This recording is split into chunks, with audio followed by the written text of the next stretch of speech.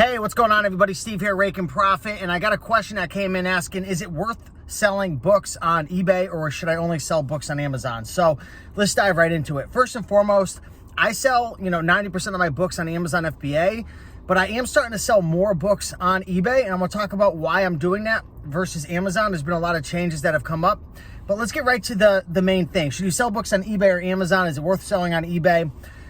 So it is worth selling on eBay for a couple of reasons. Number one, some books don't have listings on Amazon. Well, let me backpedal. The reason I sell most of my books on Amazon is because they typically sell faster, they sell for more money, and I'm able to utilize the FBA warehouses, which means I don't have to pick, pack, ship, and sell and do customer service for each individual item. So in general, I like to sell on Amazon for those reasons, okay? Who doesn't want to make more money and spend less time? But there's a lot of situations where a book won't be listed on Amazon, because when you sell on eBay, you take your own picture, you fill out your own description, you do everything from scratch.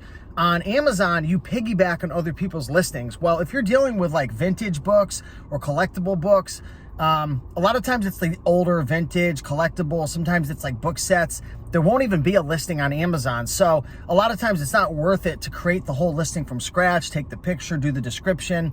It's more of a project versus eBay. So in that example, I would definitely sell it on eBay. And when it comes to vintage collectible books, a lot of times I've found they actually sell quicker and for more money on eBay. And I think it's because it's the type of person who is looking for that book. It's someone who, let's just say they might be older.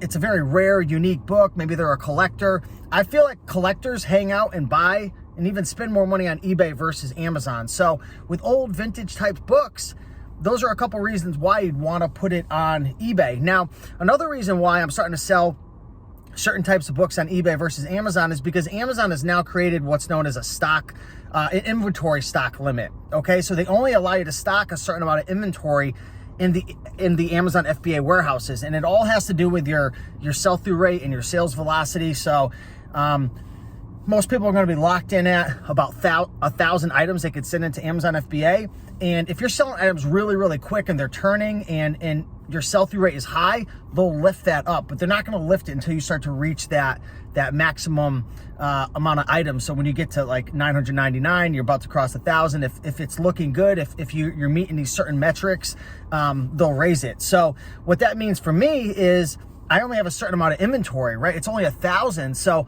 I'm not going to be sending in the long tail books that only going to make $10, $12 profit, because I don't want to run out of space. I have so many board games and DVDs and all different types of items, books and textbooks that I want to put in there that I know will turn quick or might turn within a month to 4 months. I don't want to risk it sitting in there for a long time, lowering my metrics, maybe hurting my ability to increase my inventory stock limit.